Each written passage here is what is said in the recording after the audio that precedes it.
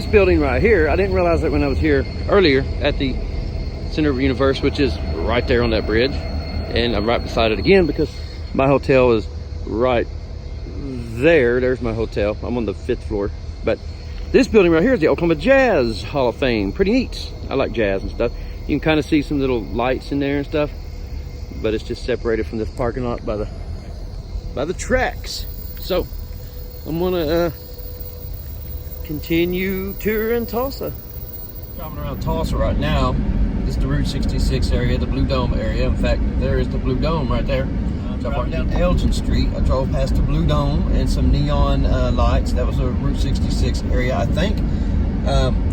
It was rebuilt or split or something in downtown Tulsa. So I think 11th Street is like the original route up to like the 30s or something. And then there was that other part of it that wandered through downtown. Now this is 10th. So this comes around, I should be getting on, 11th Street. 11th Street is supposed to be a good street that has examples of a lot of neon signs and things like that from the Route 66 past, and Art Deco architecture as well. So I'm actually just heading to a local Walmart that I looked up, and I just need some water and stuff for the room for a couple of days, my hotel room. But let's see if we can see a few signs here in Tulsa. In fact, I think I was fixing to yep, there it is. That's one of the more famous neon signs here, Route 66 landmarks for Tulsa. The Meadow Gold ice cream sign. Yeah, there's a Route 66 symbol on the window of that building. So that's pretty neat. I see another one flashing up there. So this is Peoria and 11th is what it says. You imagine Route 66 in its heyday with all the neon signs and everything. That'd be pretty awesome. So here we go, and there's the Meadow Gold sign. And then there's another one up here flashing. Let's see if it's an old neon sign too. Oh, that's a roadside gas station right there. Oh, that's that tall cowboy dude. Yeah, the Pearl shoes. I don't know if you've seen it because it was over here on the left, but I'll try to get it on the way back. It's like this tall rocket, a cowboy holding a rocket or something. I'll try to get it. Building off to your left. Well, let's see if I can turn this while I'm driving a little bit. It's not going to turn. 918 Coffee. Lit up.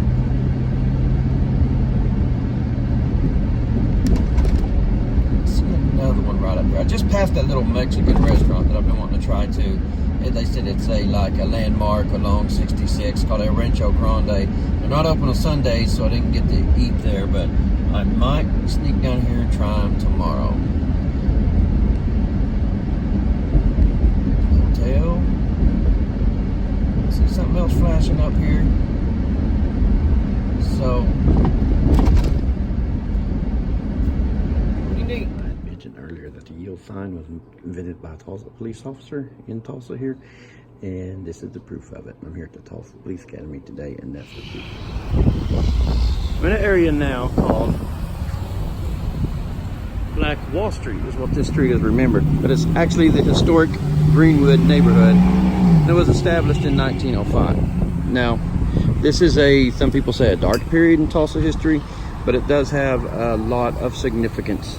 The Tulsa race riots and massacre happened here in this district, and I think it's like estimated over 300 were killed. Mainly blacks were killed by whites. Just putting it out there the way it is. Here's a mural on the side of the Black Wall Street Gallery that kind of just remembering Black Wall Street, sampling the Greenwood district businesses and professional enterprises throughout the years. This is the Black Wall Street Gallery. The sun's kind of bad, but this is a historically important area and district. It was completely burned. It was completely burned, and you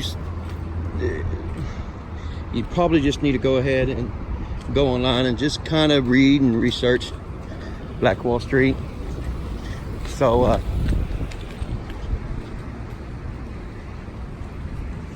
it's just something I thought I'd show. Walking along the sidewalk on the other side, walking kind of back to my car, and I just kind of caught this building. It's a U-Haul now, but I noticed some of the architecture. It's the little details in architecture.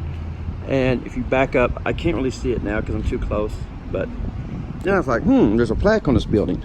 So I guess there's plaques along the buildings here commemorating what used to be or what things that happened here in the Greenwood district. This is 504 East Archer at Greenwood, Tulsa Musical Heritage. The famous American songwriter Bob Wills immortalized this location with the lyrics.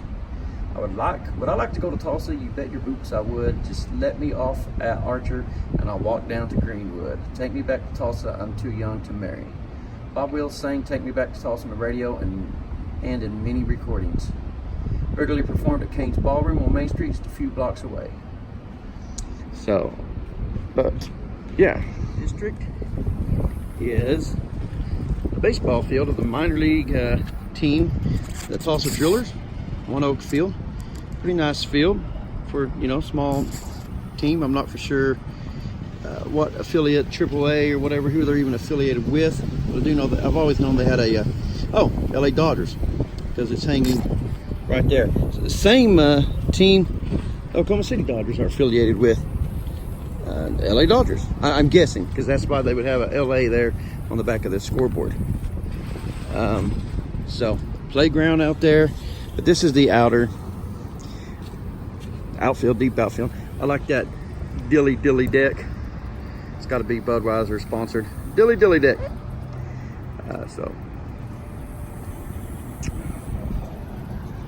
But it's right here on the Greenwood, and it has a nice view of the skyline. I'm now driving under the tunnels that was created when Tulsa built the new gathering place park.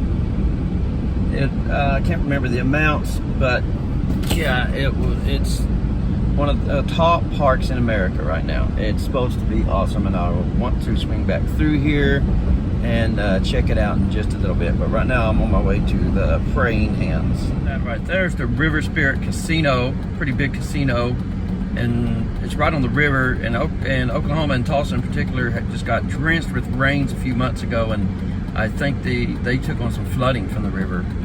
So I'm actually now at the entrance of the Oral Roberts University, which according to some is a controversial university, but mainly it's because it's religious university. But this is a Tulsa landmark as well, but it's at the entrance to the Oral Roberts University, so you know exactly what this university is about when you come on campus. But it is called the Praying Hands. Let me get turned around here. I'm trying to get an angle where the sun's not going to completely, there we go, maybe, here we go. It's called the Praying Hands. They're 60 feet high, weigh 30 tons. It was actually sculpted in Mexico in 1980 and sent to Tulsa. I'm told the casting from the hands is not the same two hands. I'm told it's one is a cast of Oral Roberts and the other from his son Richard. But it's a pretty little plaza. It's got flags of all different nations,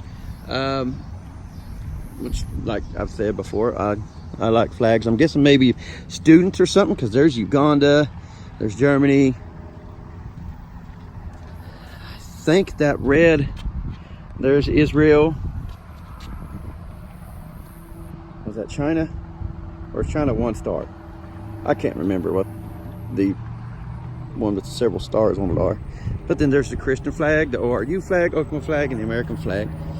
Canada, Kenya, Bahamas, South Korea, Brazil, United Kingdom, Great Britain. Was that Finland right over there? I think. Oral Roberts University. It's a pretty big sculpture. It's just a nice little prayer garden, they call it.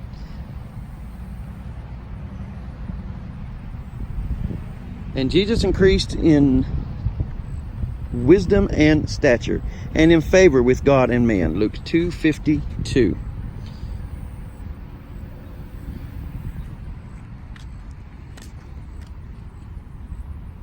So there's a lot of unique architecture here in the campus of Oral Roberts University. Okay, so that right there is the Cityplex Towers. It's actually an office complex of 3 towers. It was originally built by Oral Roberts, maybe the university, as part of the university or something. It's supposed to be a charismatic Christian medical center. Now it's mostly private office, but I think Oklahoma Surgical Center's there or something like that. But it is the tallest tower is at 60 stories, and it's the 3rd tallest building in the state of Oklahoma, behind the Devon Tower and the BOK Tower here in Tulsa. So Tulsa has the number 2 and 3 when it comes to tall buildings in the state. That peeking over the trees and woods right there is the Prayer Tower, and it is located directly in the center of Oral Roberts University. It's 200 foot. It's a glass and steel structure. It's actually designed by Tulsa architect Frank Wallace. It's opened in 1967. It has an enclosed observation deck and gives us 360-degree view of the area. But it's located, like I said, in the center of campus, and that's to symbolize prayer is the center of focus for a Christian's life. I know from the air, it's also supposed to look like the Star of David, the way the sidewalks and the rest of the buildings are laid out and everything. But it's also a unique Tulsa architectural structure and icon. Look at this old Arby's roast beef sign all lit up. That's an old one. Arby's roast beef is delicious. This bad boy right here is called the Golden Driller. He's the 5th or 6th. I've read both. I don't know, so I'm going to give him credit and say he's the 5th tallest statue in the United States. He's 76 foot tall, and it's a Tulsa roadside icon and attraction. It's pretty much no more than a photo spot, but if you're in Tulsa, it is the photo spot to come check out. You can't come to Tulsa without getting a shot with the Tulsa Golden Driller. But he actually has a unique history too. This oil derrick here was actually relocated from a defunct well out in Seminole, Oklahoma. You can see his right hand rest on it. He's got a tin hat. It was actually created for the 1953 International Petroleum Exposition in Fort Worth, Texas. It was recreated in 1959 for that exposition, and then it was kind of abandoned by its manufacturer, which was the Mid-Continent Supply Company.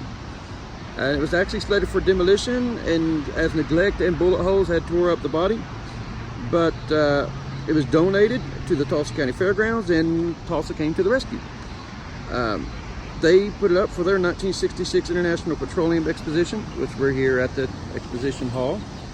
And look, Josh's snow cone stands. That's me, my snow cone stand.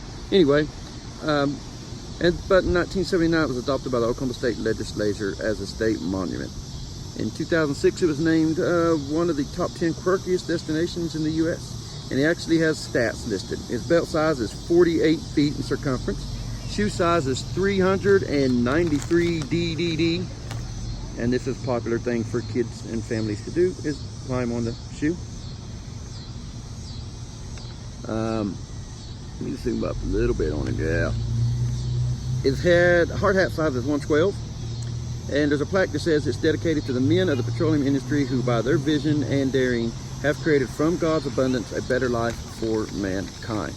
So, pretty neat little deal. It was also made specially when they put it up here in Tulsa to withstand the winds in Oklahoma. I think it's made to withstand winds of 200 miles per hour. And it's said that the mustard paint that they used on it can last 100 years. So I'm gonna walk and get a little bit closer look. That's pretty. Golden Driller. Now I am at the Boston Avenue Church. I believe it's a Methodist church, but not for sure, but it is the Boston Avenue Church. That's what the sign says in front of us. But the reason I'm here, this beautiful, tall church is supposed to be, and is said to be, one of the finest examples of Art Deco architecture in the United States. And they said pay attention to the little small details in the building to see why. And you can see why. Look at the beauty of the Jesus, and there, and then up there as well. And all the designs around the building. Let's get a little bit above that entrance. I don't want to really disturb this parking lot across the street's full.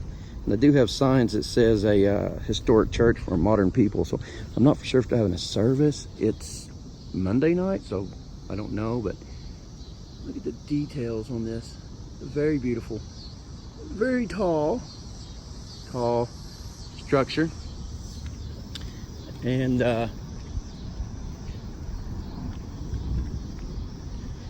let's see.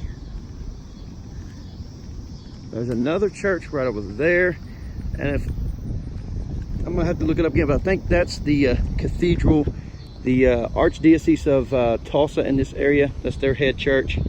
So, but yeah, just look at the details on this church. Beautiful. I did see a YouTuber managed to get in. I think it was this church one time, and they said the inside was just as beautiful.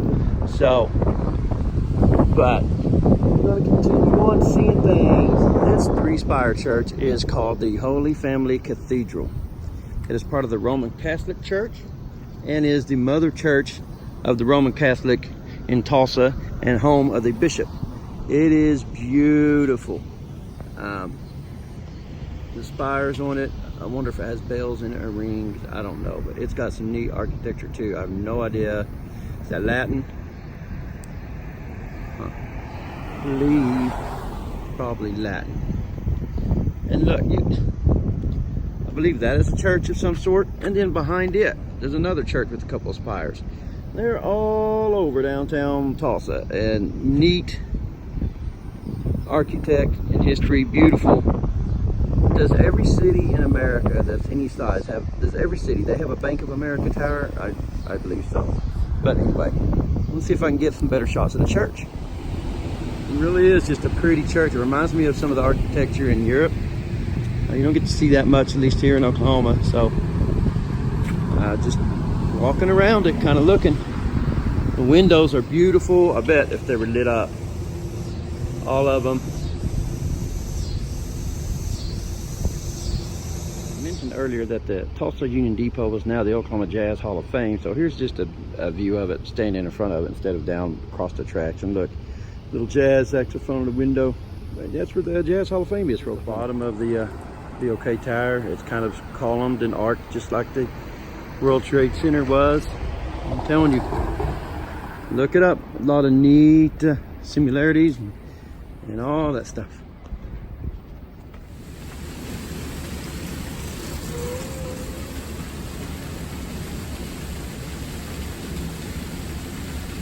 The Avenue of the Sister Cities again. Yeah, I said I would come back down here in the dark or at night because it's pretty. Look at that Mayo building. It looks real pretty. Old, significant. But here's the fountain in the middle of it. It's real pretty. Little roundabout. A lot of people go up there and take pictures. BOK Tower in the background.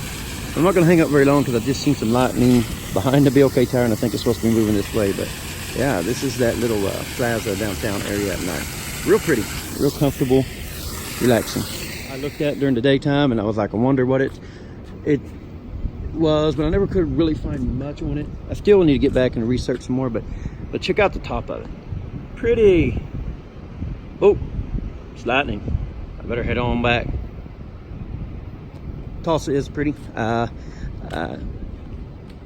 night, as it is in the day. I'm really enjoying it. Oh, look at this old Atlas Life. Isn't that the old Atlas Life building? It has historical significance too, but that sign is probably real old. And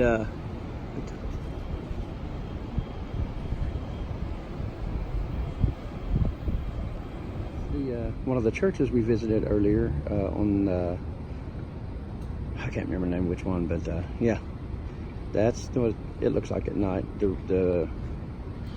It's really a deep green. That's like emerald, so it's real pretty. This camera does it no justice, none whatsoever. There's another shot of that.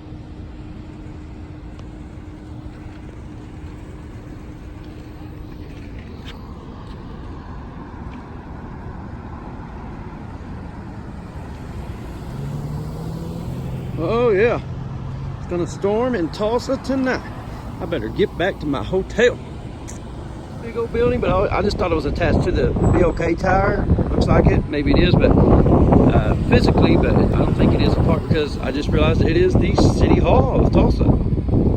That's a pretty nice City Hall. Pretty good. See in the window, City Council chambers. It's real nice. So, but I thought this was neat. I'm gonna show you this just a second. In the middle of downtown, all these big tall buildings everywhere. Wedged right here is the Fortune Chef. I wish I would have known that was there earlier and found it, because that's the best type of place to eat. Little hole in the walls that you just find, and it's right next to my hotel, just over the block over. So yeah.